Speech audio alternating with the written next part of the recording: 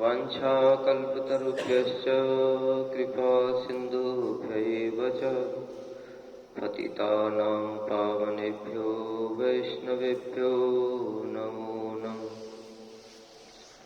नमो महावदान्याय कृष्णप्रेमप्रदायते कृष्णाय कृष्णचैतन्यनाम्ने गौरतिशे नमः। हे कृष्ण करुणा सिंधो दीनबंधो जगत्पते गोपेश गोपिका कांत राधाकांत नमस्तुते। तप्त कांचन गौरांगी राधे वृंदावनेश्वरी वृषभानुसुते देवी प्रणमामि हरिप्रिये।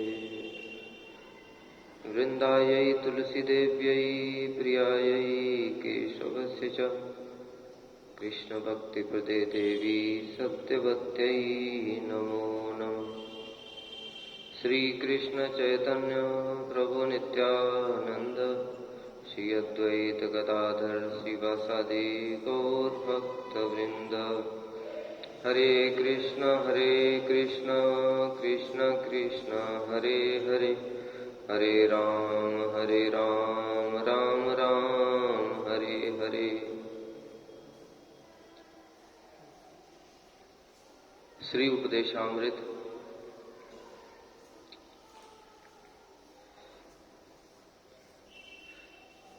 हम लोग गौड़ी संप्रदाय से हैं।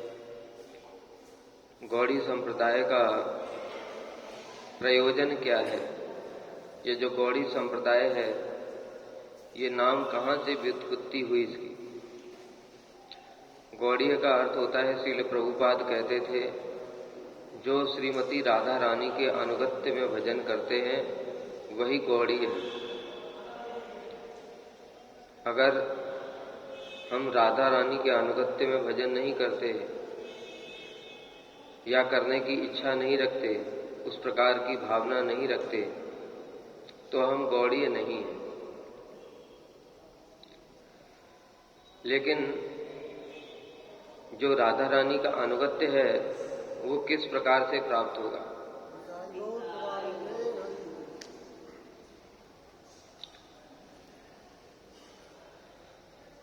इसके लिए हमको भक्ति के विषय में जानना पड़ेगा। भक्ति क्या है?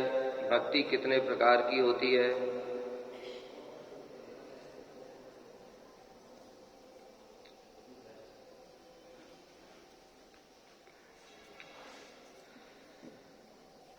श्रील रूप गोस्वामी ने भक्ति रसामृत सिंधु में बताया भक्ति क्या है। अन्याभिलाषिता शून्यम ज्ञान कर्माद्यनावृतम आनुकूल्येन कृष्णानुशीलनम भक्तिरुत्तमा। अन्य समस्त अभिलाषाओं से रहित होकर के, ज्ञान और कर्म से अनावृत होकर के, आनुकूल्येन कृष्णानुशीलनम, कृष्ण की अनुकूल भाव में सेवा, इसको ही उत्तमा भक्ति कहते हैं। ये सामान्य परिभाषा है, इसके विस्तार में जाएंगे तो बहुत सारी चीजें हैं। यहां पर आनुकूल्य का मतलब श्रीमती राधा रानी भी लिया गया है। हमारे जो गुरुवर्ग हैं उन्होंने बताया कि अनुकूला राधा जी का ही एक नाम है। क्यों? क्योंकि राधा जी सब समय कृष्ण के अनुकूल भाव से सेवा करती हैं, इसलिए उनका एक नाम क्या है? अनुकूला। आनुकूल्येन कृष्णानुशीलनम, उन्हीं राधा जी के अनुगत्य में, आनुकूल्येन माने उनके अनुगत्य में कृष्ण का अनुशीलन करना, अर्थात कृष्ण की सेवा करना, यही उत्तमा भक्ति है। फिर ये वैदिक, ये जो भक्ति है दो प्रकार की हो गई, एक वैदिक भक्ति और एक रागानुगा भक्ति। हमारा प्रसंग क्या चल रहा है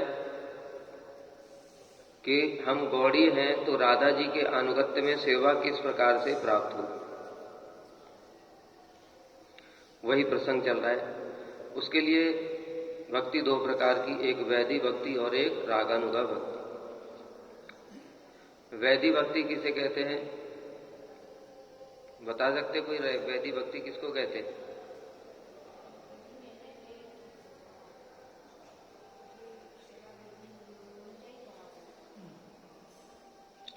यत्र रागात् अनुवाप्तत्वात् प्रवृत्ति रूप जायते शासने नैव शास्त्रस्य सा वैदी भक्ति उच्यते। जिसमें अभी साधक का भगवान के प्रति राग उत्पन्न नहीं हुआ, लेकिन फिर राग नहीं हुआ तो भक्ति क्यों कर रहा है? अरे शासन के शास्त्र के भय से भक्ति कर रहा है। शासने नैव शास्त्र से। जैसे हम लोग पढ़ाई करने के लिए स्कूल में बच्चों को भेजते हैं ना, उनका मन नहीं लगता स्कूल में, फिर क्यों जाते हैं? माता पिता का भय है, अगर नहीं जाएंगे तो पिटाई लगेगी, डांट लगेगी। उसी प्रकार से हम लोग भी अभी भक्ति जगत में पढ़ाई कर रहे हैं, अर्थात सेवा कर रहे हैं। क्यों? शास्त्र के भय से। भजन नहीं करेंगे तो नरक में जाना पड़ेगा, बार बार इसी संसार चक्र में घूमना पड़ेगा, बार बार कष्ट भोगना पड़ेगा। इसलिए इस जगत से निकल जाओ किसी प्रकार से। इस कारण से भक्ति कर रहे हैं डर के मारे। इसको कहते हैं वैदी भक्ति। इस वैदी भक्ति के द्वारा कभी भी राधा जी के चरणों की सेवा प्राप्त नहीं हो सकती। इस वैदी भक्ति से वैकुंठ जा सकते हैं, भगवान के धाम वैकुंठ जा सकते हैं, किंतु ब्रज में नहीं जा सकते। इसलिए दूसरी प्रकार की भक्ति बताया, रागानुगा भक्ति। रागानुगा भक्ति क्या है?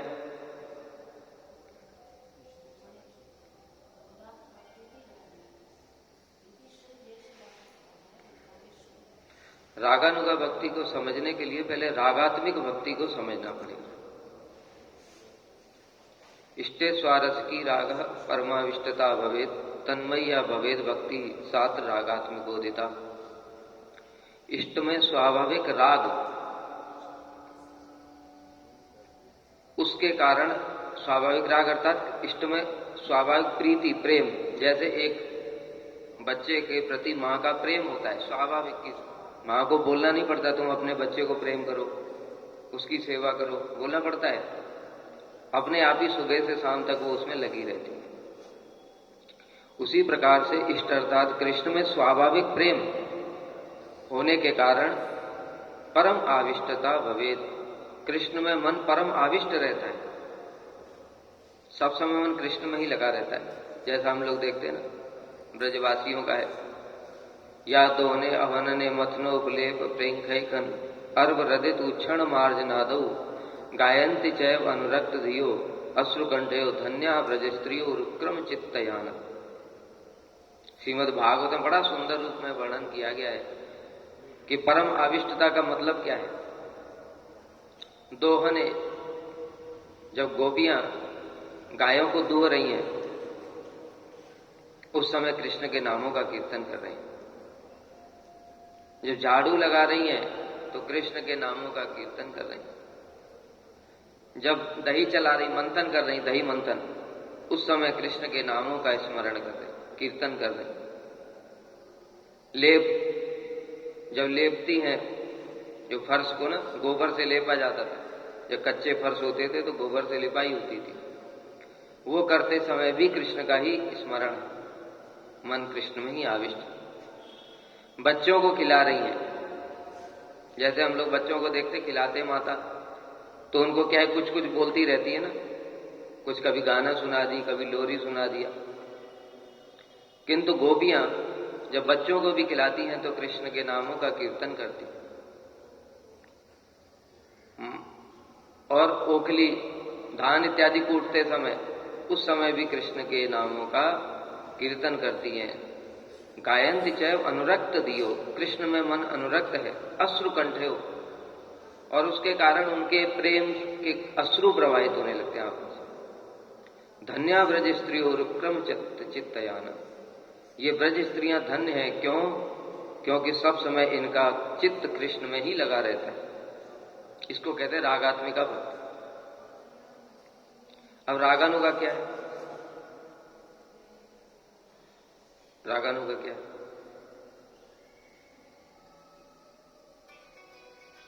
विराजंतीम अभिव्यक्तिम ब्रजवासी जनादिषु रागात्मिका मनुसृता या सा रागानुगा उच्यते। जो भक्ति ब्रजवासियों में विराजित है वो तो हो गई रागात्मिक भक्ति। उस रागात्मिक भक्ति का या अनुसृता, जो अनुसरण करते हैं, उसको रागानुगा भक्ति कहते हैं। तो ये जो रागानुगा भक्ति है, इसके द्वारा ही ब्रज को प्राप्त किया जा सकता। वैदिक भक्ति के द्वारा कभी भी ब्रज की भक्ति प्राप्त नहीं हो सकती। इसलिए रागानुगा भक्ति को समझना पड़ेगा। अब ये जो रागानुगा भक्ति है, इससे ब्रज भक्ति की प्राप्ति होगी, ये तो समझ में आ गया। किंतु ये रागानुगा भक्ति में प्रवेश कैसे होगा? बहुत सारे लोग क्या करने लगते हैं? ब्रजवासियों का अनुकरण करने लगते हैं। जैसे जैसे गोपियों के भाव हैं, वो ऐसे करके गोपियों का जैसा अलंकार धारण कर लिया। पुरुष शरीर है लेकिन धोतियां पहन ली, चूड़ियां पहन ली, नाच रहे हैं। ये सब नाटक है।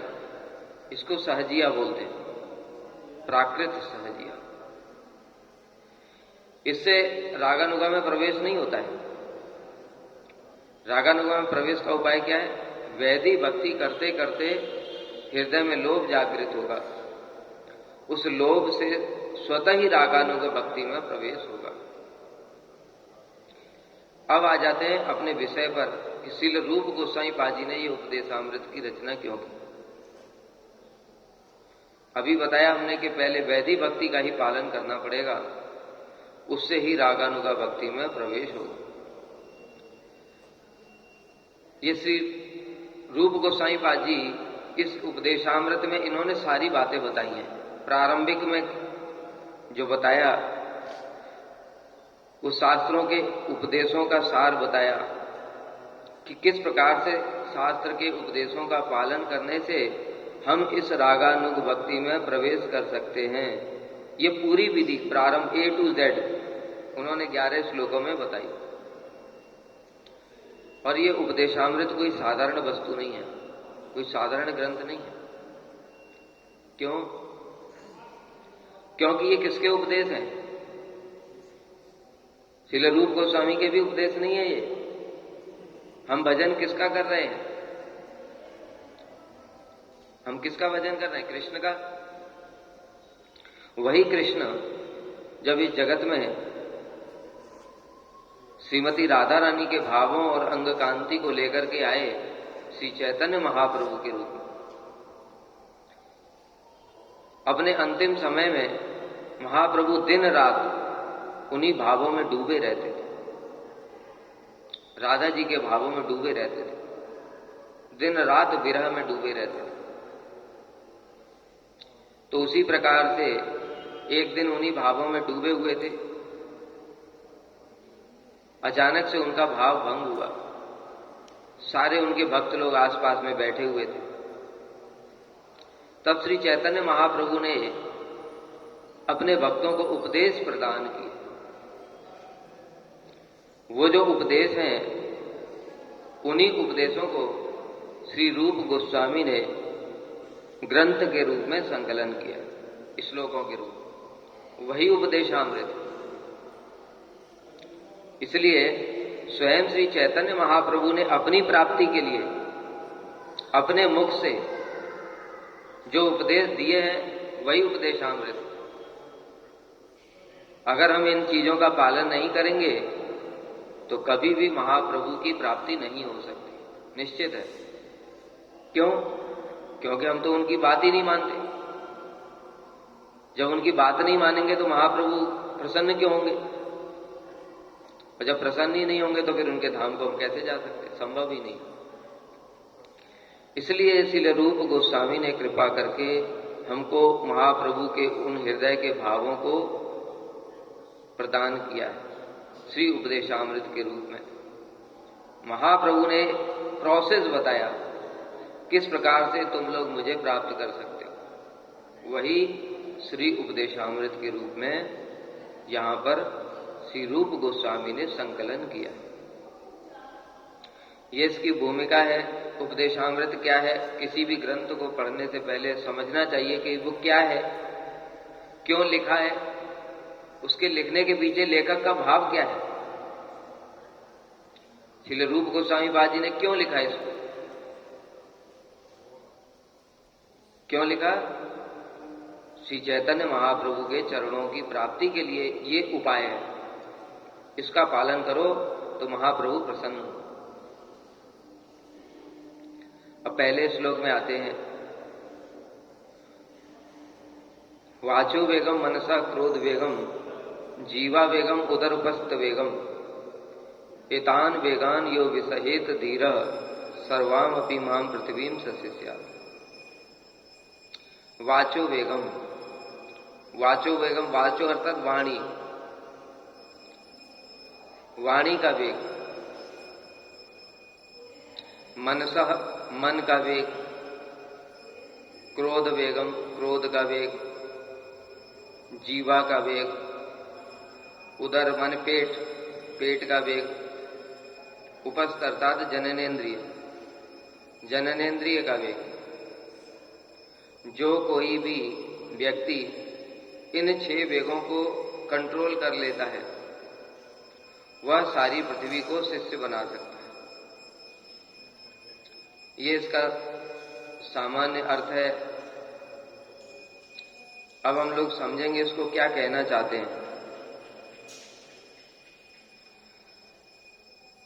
इस श्लोक के लिए समझने वाली बात यह है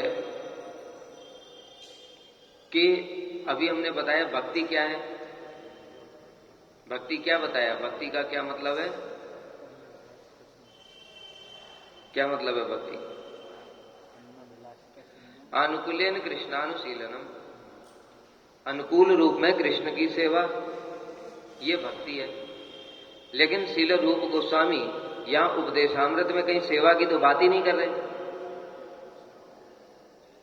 वाणी को कंट्रोल करना, मन को कंट्रोल करना, जीवा को कंट्रोल करना, उदर उपस्थ को कंट्रोल करना, ये तो कृष्ण की सेवा नहीं है।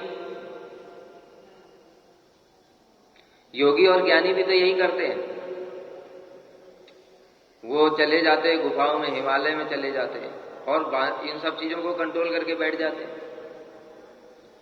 तो फिर श्रील रूप गोस्वामी हमको ये बात क्यों कह रहे? और लिखने वाले भी कौन है? कोई साधारण व्यक्ति नहीं है, महाप्रभु के उपदेश हैं। लिखा श्री रूप गोस्वामी ने, जो कि हमारे लिए सबसे बड़ी अथॉरिटी है भक्ति जगत की। फिर उन्होंने इस श्लोक को क्यों लिखा, महाप्रभु ने ऐसा उपदेश क्यों दिया, ये विचार करने वाली बात है। बताया हम कुछ भी पढ़ रहे हैं तो उसके लिए आगे पीछे पूरा एनालिसिस करना चाहिए, उसको समझने का प्रयास करना चाहिए। क्यों बोला गया, उसका तात्पर्य क्या है। तो कोई बता सकता है यहां पर क्यों बोला ये सब बातें, जबकि ये तो भक्ति नहीं है। और श्री रूप गोस्वामी तो भक्ति की ही बातें बताते हैं सब समय। उन्होंने भक्ति रसामृत सिंधु में भक्ति के इतना सुंदर विश्लेषण किया है। तो भी यहां पहले श्लोक में ये बातें क्यों कह रहे हैं, जो कि ज्ञानी और कर्मी लोग, ये योगी लोग करते हैं? बता सकता है? भक्ति भक्ति द्वार स्वरूप है। ये भक्ति का द्वार भी नहीं है।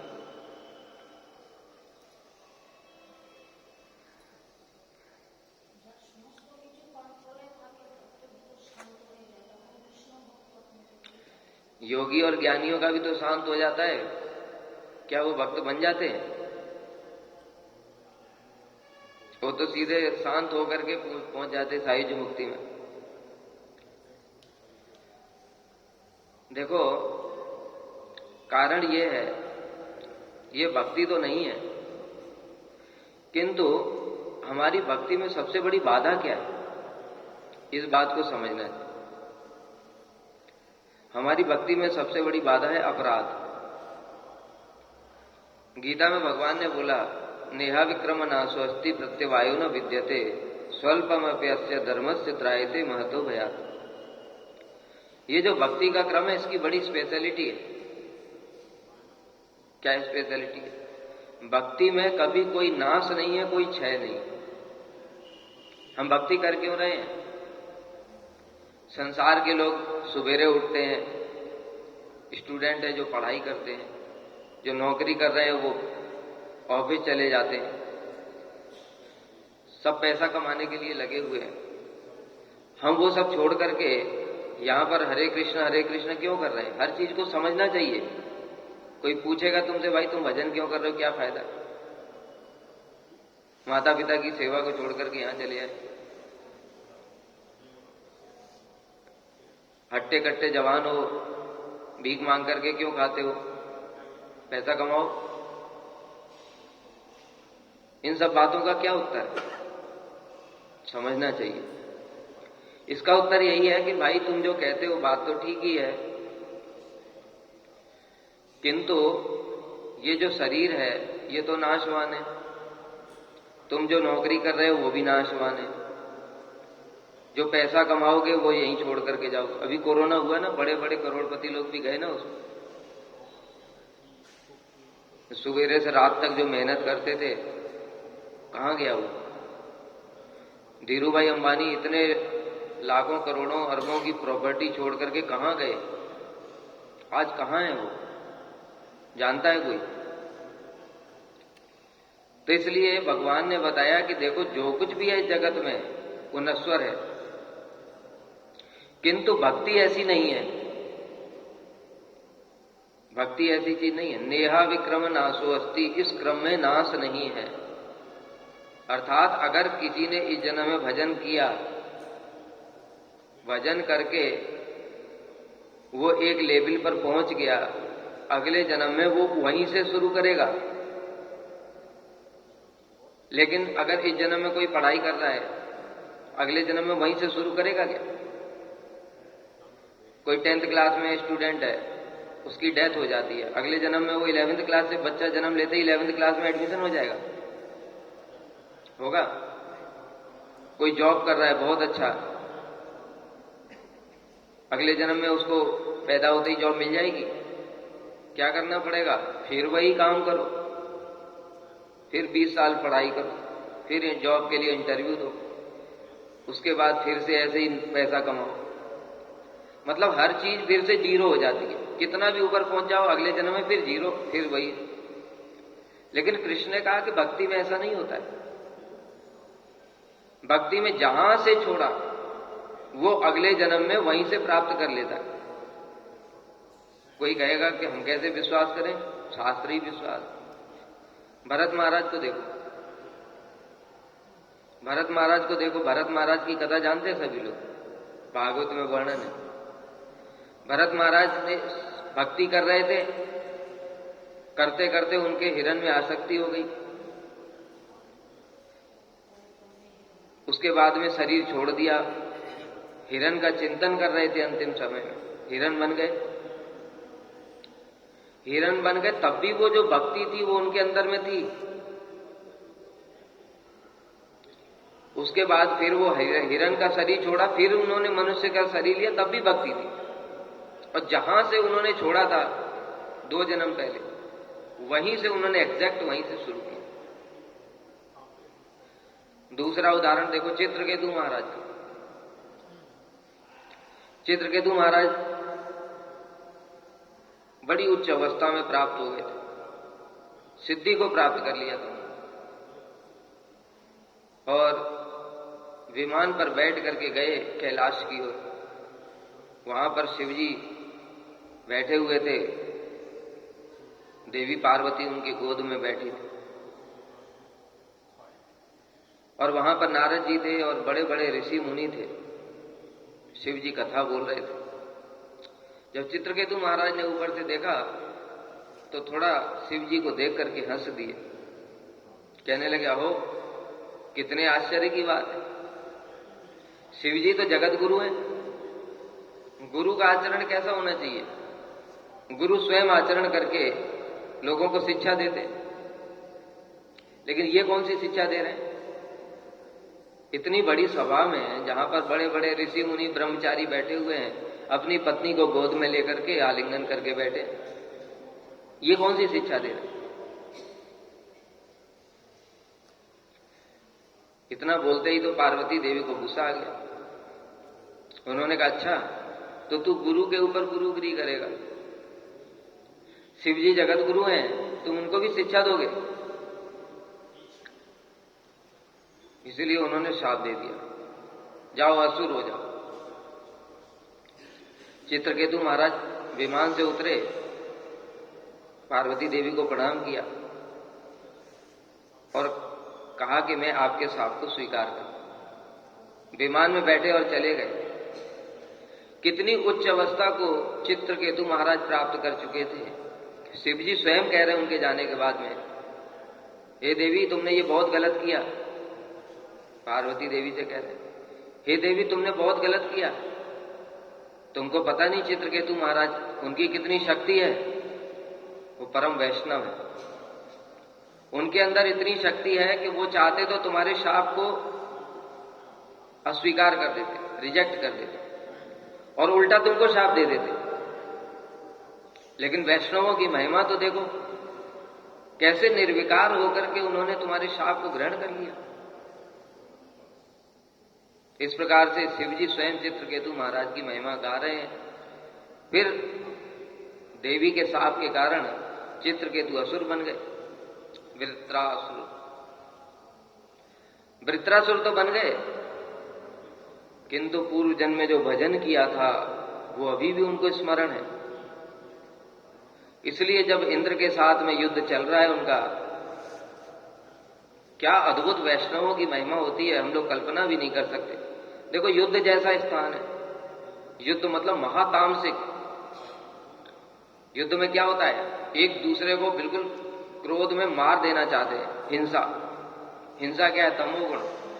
क्रोध क्या है, तमोगुण। सब तामसिक स्थान है। ऐसे तामसिक स्थान में वृत्रासुर क्या कह रहे हैं, अहम हरे तव पादैक मूल दासान उदासो भवितास में भूया मना स्मरेतासु पतेर गुणास्ते गणित वाक कर्म करो दिखाया। हे प्रभु मेरी तो एक ही इच्छा है, अहम हरे तव पादैक मूल, कि मैं आपके चरण कमलों के दासों का दास बन जाऊं। मेरा मन सदैव आपका स्मरण करता रहे, मेरी वाणी सब समय आपके नाम का कीर्तन करती रहे और मेरा शरीर सब समय आपकी सेवा में लगा रहे। बताओ युद्ध में जहां पर मरने मारने की बातें हैं वहां पर कोई ऐसी प्रार्थना करता है क्या? लेकिन क्यों कर रहे हैं ऐसी प्रार्थना? क्योंकि जो बताया, भक्ति नष्ट नहीं होती, भक्ति कभी नष्ट नहीं होती। शरीर तो चेंज हो गया, शरीर तो असुर का प्राप्त हो गया, किंतु भक्ति जो है हृदय में वो वही है। इसलिए ऐसे प्रार्थना कर रहे हैं, अजात पच्छाए मातरम खगा। बहुत सारी सुंदर सुंदर वृत्रासुर की प्रार्थनाएं हैं। तो कहने का तात्पर्य है, भक्ति कभी भी नष्ट नहीं होती है, इसलिए हम भजन कर रहे हैं। किंतु अगर कोई अपराध कर देता है तो फिर भक्ति देवी वहां से अंतर्धान हो जाती, नष्ट तो नहीं होती। नष्ट क्या होता है, देखो इसको भी समझना। भक्ति के लिए कभी कभी आता है भक्ति नष्ट हो जाती है। नष्ट की कौन चीज होती है? जो कभी बनती है वही नष्ट होती है। जो कभी ये ब्रह्मांड एक दिन बना इसलिए नष्ट होगा, ये शरीर एक दिन बना नष्ट होगा, ये माइक भी एक दिन बना नष्ट होगा। लेकिन भक्ति तो क्या है, भक्ति कभी बनी नहीं। भक्ति तो स्वरूप शक्ति की वृत्ति है, भगवान की स्वरूप शक्ति है वो कैसे नष्ट हो सकती है? इसलिए भक्ति नष्ट शब्द जो प्रयोग करते हैं उसका मतलब है वो वहां से अंतर्धान हो जाती है। भजन करते करते धीरे धीरे हमारे हृदय में स्वरूप शक्ति की वृत्ति भक्ति प्रकाशित होती है। लेकिन जब हम कोई अपराध कर देते तो वो भक्ति देवी वहां से निकल गई, फिर वैसे ही हो गए। और श्रील रूप गोस्वामी ने तो श्री भक्ति रसामृत सिंधु में इतना तक बोल दिया, भावो अपि अभावम आयात कृष्ण पृष्ठा अपराधता। अपराध कोई सामान्य वस्तु नहीं है। अगर किसी व्यक्ति का भजन करते करते भाव अवस्था भी प्राप्त हो गई, कृष्ण से संबंध भी हो गया और महत अपराध कर दिया, अगर अभाव भावो भी अभावम, फिर से भाव लुप्त हो जाएगा, ढक जाएगा, स्वरूप शक्ति वहां से निकल गई, फिर वैसे ही बद्ध जीव हो गया। इसलिए ये क्यों बता रहे हैं हम ये बात? इसलिए ये वेगों को सहन करने की बात बताइए। अपराध कैसे होते हैं? किसी वैष्णव ने हमसे कुछ बोला, हमने पलट के जवाब दे दिया। गुरु जी की कोई बात अच्छी नहीं लगी तो कहने लगे गुरु जी ने ये ठीक नहीं किया। गुरु जी कोई उपदेश दे रहे, ये क्या है? वाणी का वेग। वाणी का वेग। अभी क्या बताया था कि वाणी का वेग कंट्रोल करना भक्ति तो नहीं है, लेकिन ये अपराध से हमको बचाएगा। क्योंकि जो भक्ति किसी प्रकार से नष्ट नहीं होती, वो भक्ति भी अपराध से अंतर्धान हो जाती। इसलिए ऐसा कोई काम ना करें जिससे कि हमारा थोड़ा बहुत भजन किया वो भी बड़ा उत्तम है। अगर किसी ने थोड़ा भी इस जन्म में भजन कर लिया तो उसकी गारंटी है वो अगले जन्म में वो उसको प्राप्त कर लेगा, इसलिए बहुत बड़ी चीज है। तो थोड़ा बहुत कमाओ लेकिन उसको खर्च मत करो।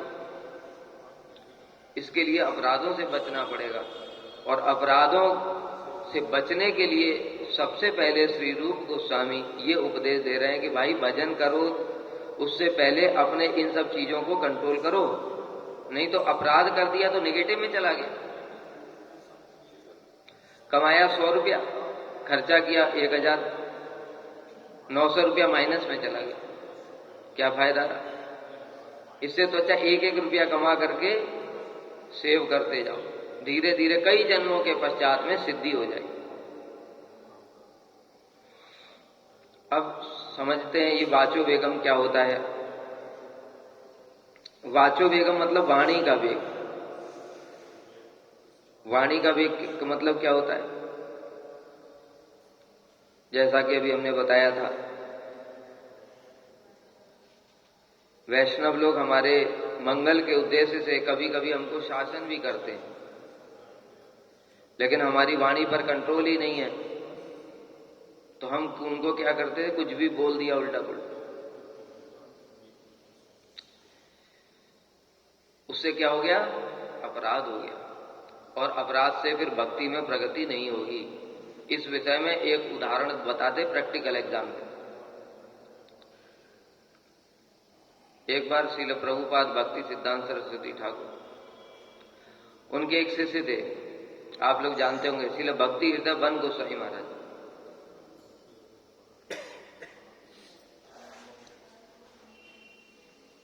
श्रील प्रभुपाद ने स्वयं उनको विदेश में प्रचार करने के लिए भेजा था। जर्मनी गए थे, 6 महीने में जर्मन भाषा सीख करके हिटलर के साथ उन्होंने बातचीत की। अद्वितीय प्रतिवादी, अद्भुत, और बहुत ही इंटेलिजेंट।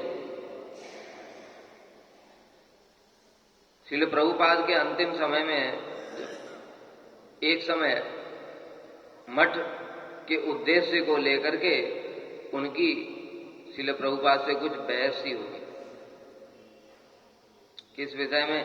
कि जैसे हम लोग देखते हैं कई बार मठ में लोग ठीक से भजन नहीं कर रहे हैं, सब प्रकार के लोग आते हैं।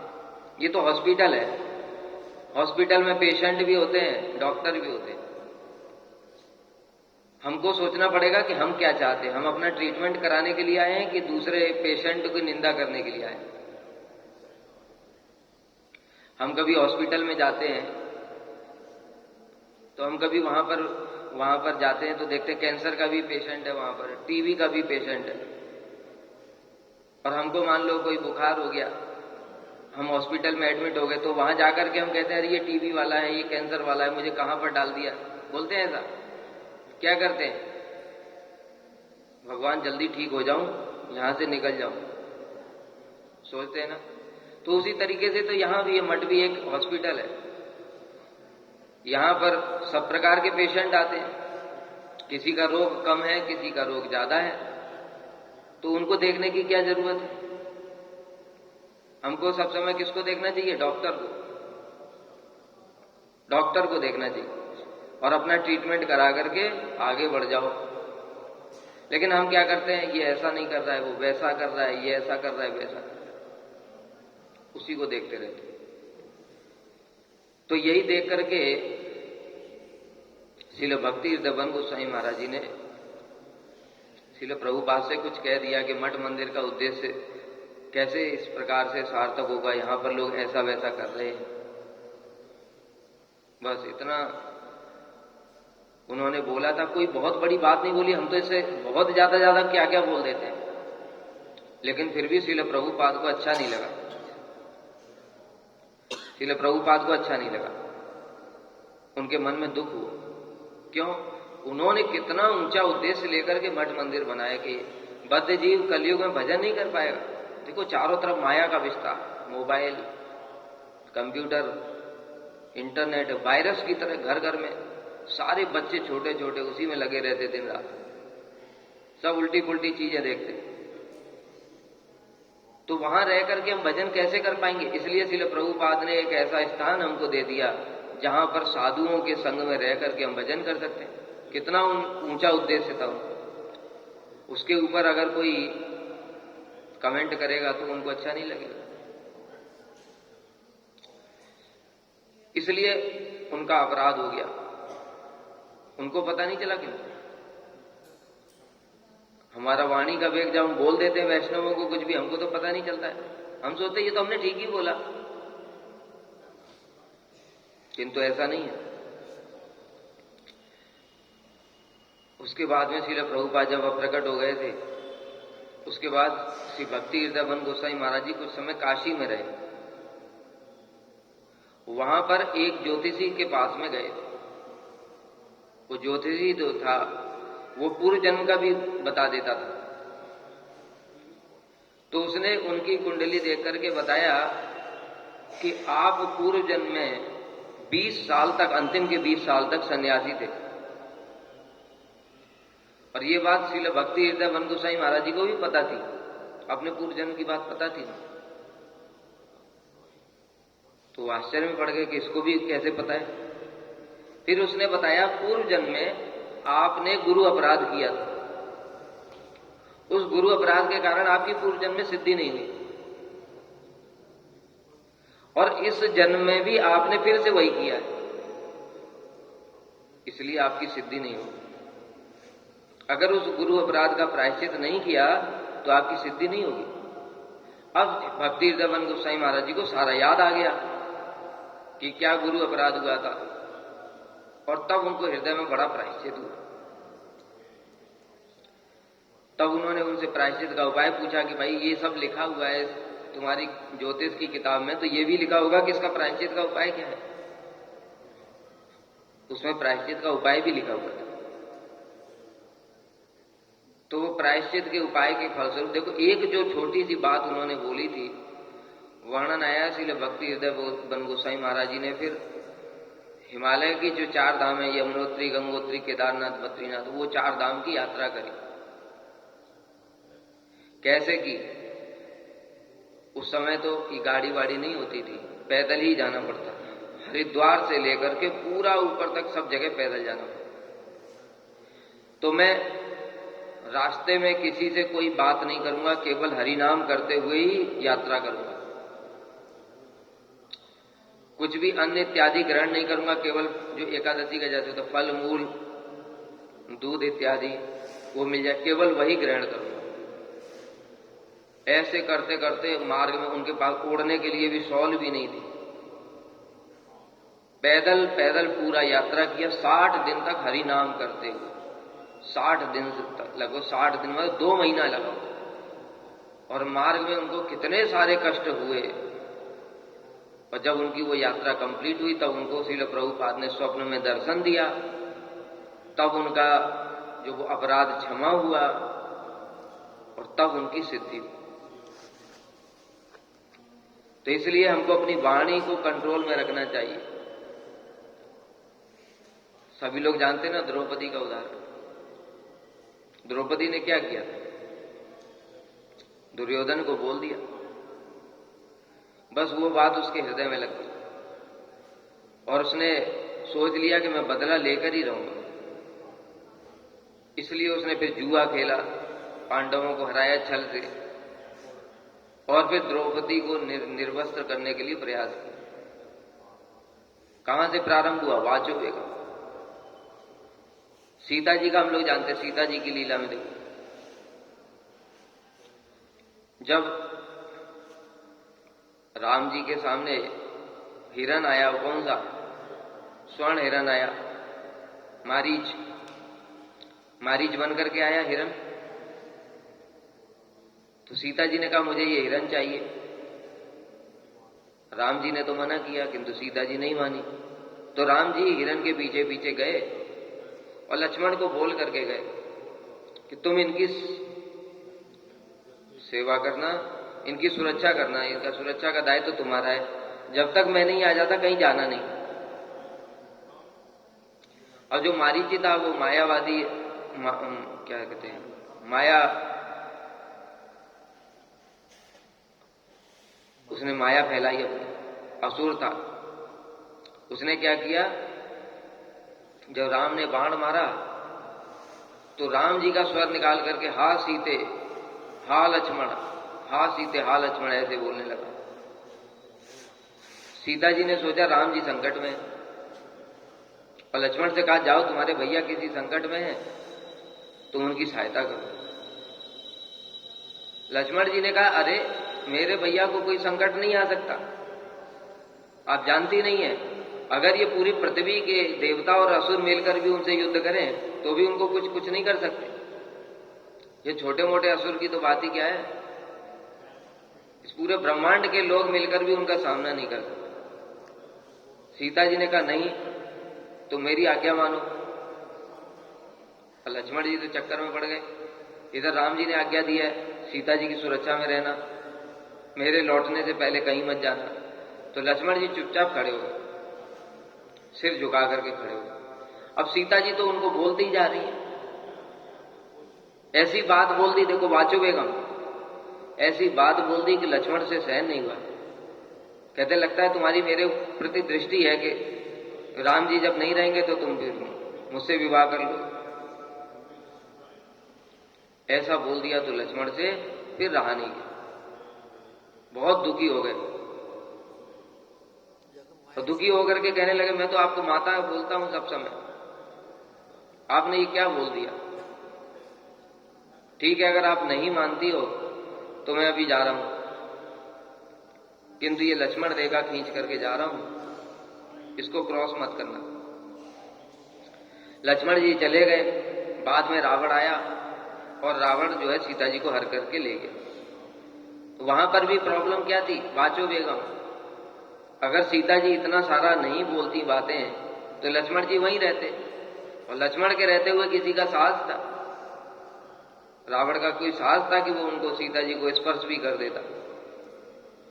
इसलिए ये वाणी के वेग को हमको कंट्रोल करना चाहिए। ठीक है, कितने बजे तक कथा करनी है?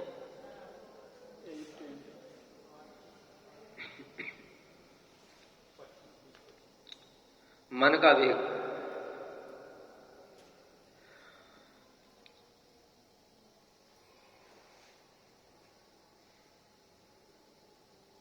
मन के वेग के लिए इसमें बता रहे हैं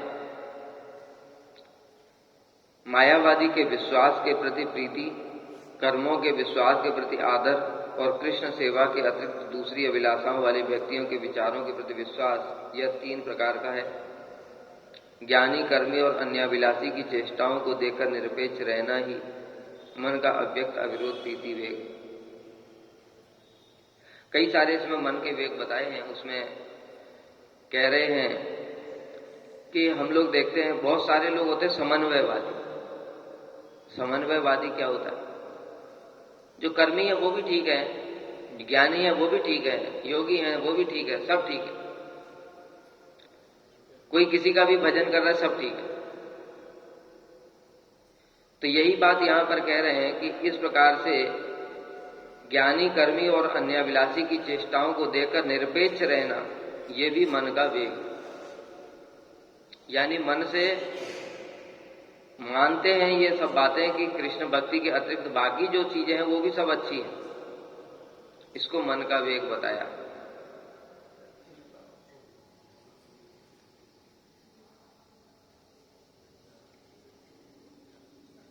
और विषयों का चिंतन करते रहना, जो हम लोग, मन सब समय कहां पर लगा रहता है?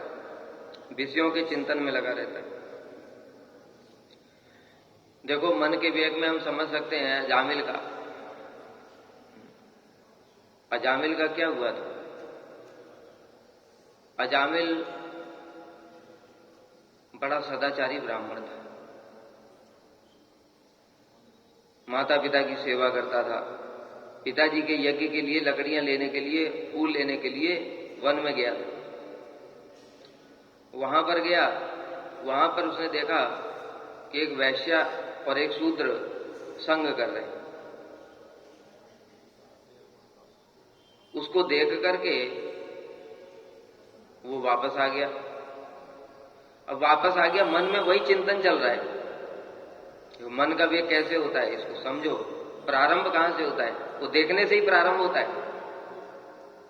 हम लोग सोचे कोई गलत सलत चीज देखेंगे, उसके बाद में हम तो भजन कर रहे हैं, मन तो कंट्रोल हो जाएगा। कैसे हो जाएगा? मन को तो भोजन दे रहे हो तुम। हम लोग भोजन करते किसे? केवल मुख से भोजन नहीं करते। हमारा जो आहार है वो 5 प्रकार से होता है।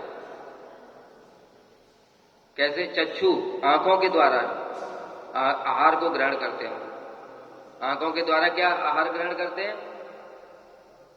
बहुत सारी चीजें देखना, ये आंखों का आहार है। कान, कान के द्वारा हम लोग बहुत सारी बातें सुनते हैं, चुटकुले सुनना, जोक सुनना, कॉमेडी सुनना, बड़ा मन को अच्छा लगता है। मूड फ्रेश करने के लिए, ऑफिस से आए, मूड फ्रेश करने के लिए कॉमेडी चला दिया। ये क्या है? कान का आहार है। वो जाकर के भीतर में फिर वो हलचल पैदा करेगा।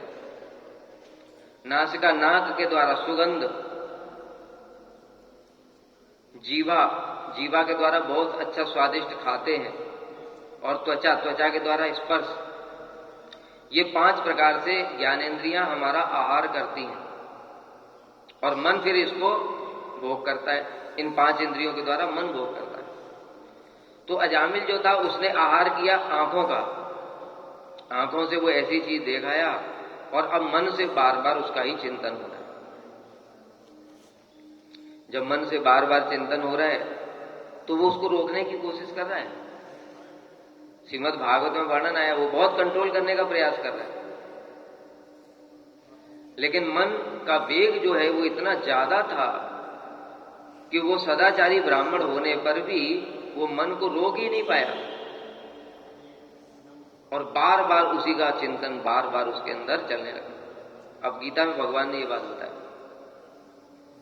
गीता में बताया भगवान ने कैसे ये जो मन है वो मन का वेग क्या करता है। ध्यायतो विषयान पुंसा संगस्तेषु उपजायते, संगात संजायते काम, कामात् क्रोधो अभिजायते, क्रोधात् भवति सम्मोह, सम्मोहात् स्मृति विभ्रम, स्मृति भ्रंशात् बुद्धिनाशो, बुद्धिनाशात् प्रणश्यति। पूरा प्रोसेस समझाया भगवान ने कि जब हम विषयों का ध्यान करते हैं उससे उनमें आसक्ति हो जाती। अब जो अजामिल था वो ध्यान करते करते मन के वेग को कंट्रोल नहीं कर पाया तो उसकी उसमें आसक्ति हो गई। किसमें? वैश्या में। बार बार मन को कंट्रोल करने का प्रयास करता है। वो कह रहा है अरे मैं तो सदाचारी ब्राह्मण हूं, मुझे ये सब देखना अच्छा नहीं है, मैं वैश्या का क्यों चिंतन कर रहा हूं। लेकिन मन को रोक ही नहीं पा रहा है, मन का वेग इतना प्रबल है। क्यों? मन तो इंद्रियों का राजा है, मन तो राजा है इंद्रियों का, इसलिए वो बड़ा ताकतवर है। बहुत कुछ किया उसने लेकिन हुआ नहीं। अंत में वो वैश्या के संग में शादी कर ली। पिताजी को भी छोड़ दिया, उसकी पत्नी थी उसको भी छोड़ दिया। तो मन का जो वेग है वो उसको खींच करके कहां ले गया, दुराचार में उसने लगा दिया। ये ऐसे करके मन का वेग है, इसलिए इसको रोकने का प्रयास करना चाहिए। गीता में भगवान कह रहे हैं, उद्धरेत आत्मानम न आत्मानम अवसादेत, आत्मैव आत्मनो बंधु आत्मैव रिपुरात्मन। जीवात्मा को चाहिए कि वह अपने मन के द्वारा अपना उद्धार करे। मन के द्वारा उद्धार करने का मतलब क्या है? कह रहे हैं जिसका मन उसके बस में है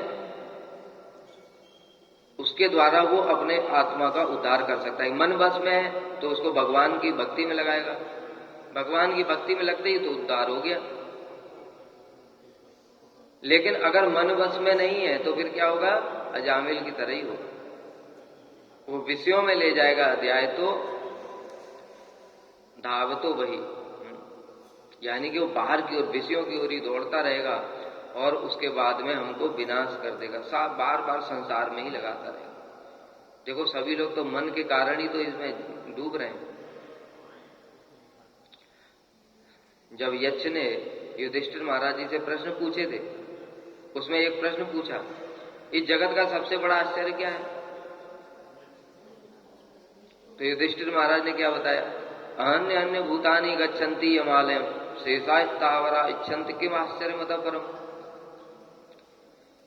प्रतिदिन कितने सारे लोग देख रहे हैं हम कि पड़ोसी मर गया, अपने घर के ही लोग मर गए कोरोना में, कितने सारे लोग, लेकिन बाकी जो बचे वो क्या सोच रहे हैं?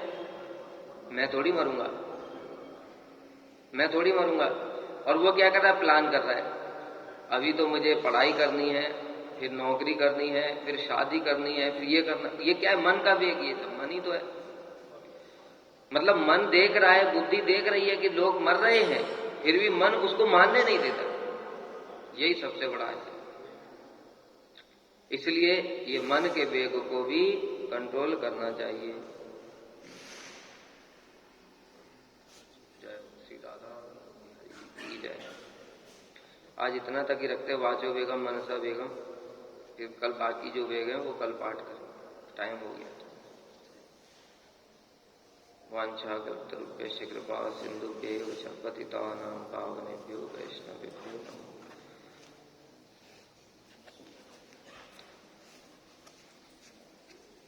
जो हमने पढ़ाया आज उसको थोड़ा नोट्स बनाया करो, नोटबुक ले आकर के नोट्स बनाया करो। कुछ समझ में नहीं आता तो पूछा करो। ये उपदेशामृत हमारे लिए ही है। अगर हम इसको समझेंगे नहीं, याद नहीं करेंगे, धारण नहीं करेंगे तो आचरण कैसे करेंगे?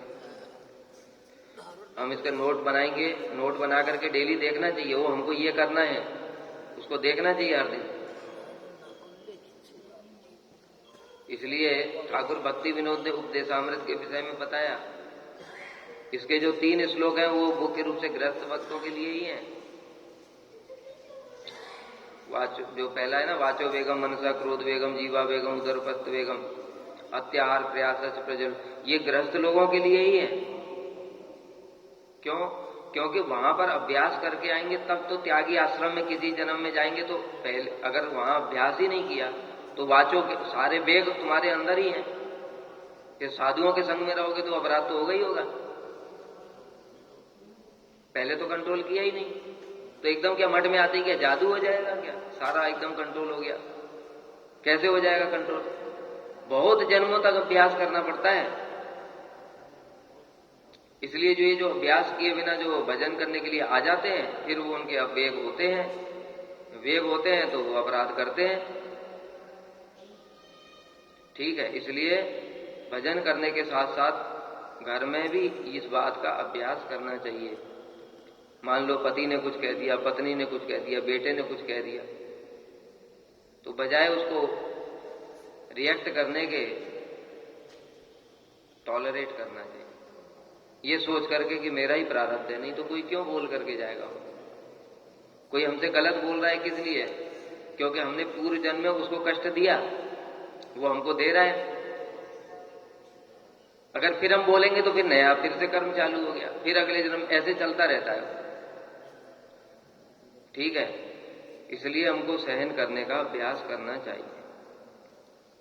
अगर ऐसा नहीं कर रहे तो उपदेशामृत को सुनने से कोई लाभ ही नहीं। रूप गोस्वामी की बात ही नहीं मानते हम, तो फिर भक्ति में आगे कैसे बढ़ेंगे?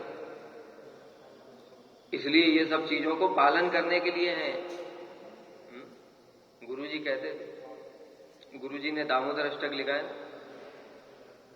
वो दामोदर अष्टक में कह रहे हैं अंतिम श्लोक में, हमारे परम गुरुदेव श्रील भक्ति प्रज्ञान केशव गोस्वामी महाराज वो लिखते हैं कि अरे राधा जी का दास्यत्व तो तब प्राप्त होगा जब प्रारंभ तो उपदेशामृत से करना पड़ेगा। उपदेशामृत, मन, शिक्षा, शिक्षाष्टकम, इनका जब तक पालन नहीं करोगे तब तक ऊपर नहीं जा सकते। इसलिए सभी साधकों को, चाहे वो गृहस्थ हो चाहे त्यागी हो, इन सब चीजों का पालन करना ही पड़ेगा और कोई ऑप्शन नहीं। और पालन करने के लिए सब समय याद लिख करके लगा देना, वाचो वेगम मनसा क्रोध वेगम, नहीं करना। ठीक है, फिर मन में तो आएगा तो फिर बोल दोगे, फिर बाद में सोचो अरे मैंने क्यों बोल दिया। रूप गोस्वामी ने मना किया है बोलने को। फिर ऐसे करते करते अभ्यास हो कई जन्मों के बाद। ठीक है, गौर प्रेमानंदे हरि हरि।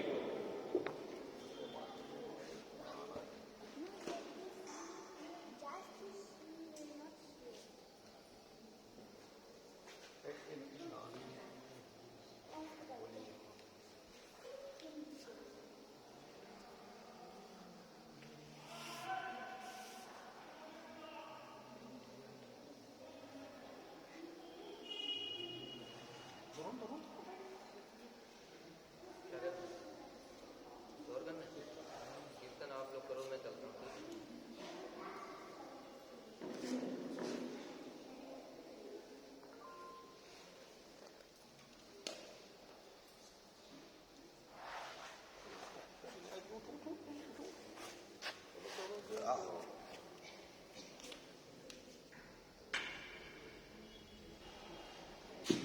हरि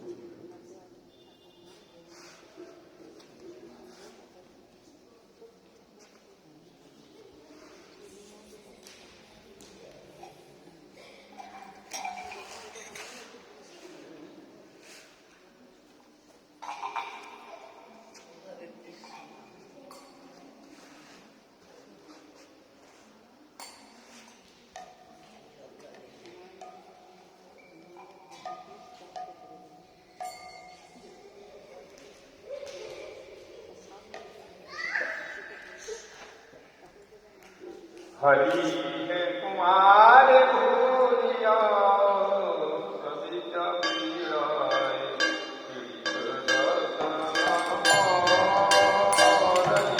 तुम्हारे भूलिया अभी कबीराए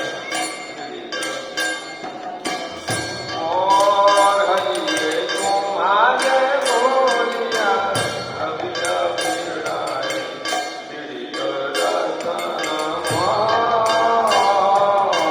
तुम्हारे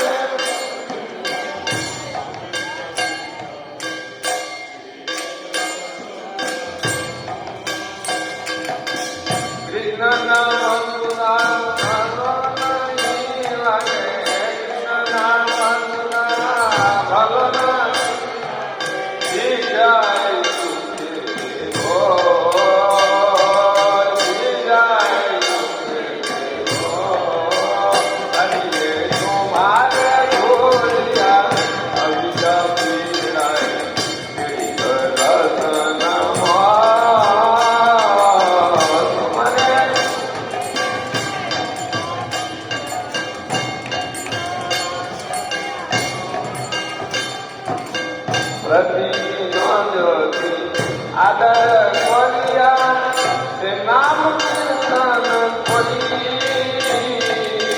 प्रतिदिना जति आदर कोरिया ते नाम कीर्तन सीत फल देनो नाजीवन मुला सीत फल देनो नाजीवन रामेश्वर होए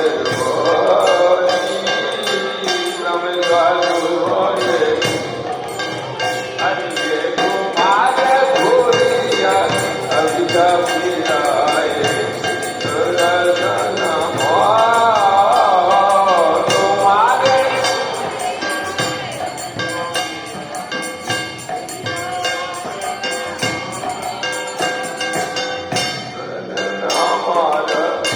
नाम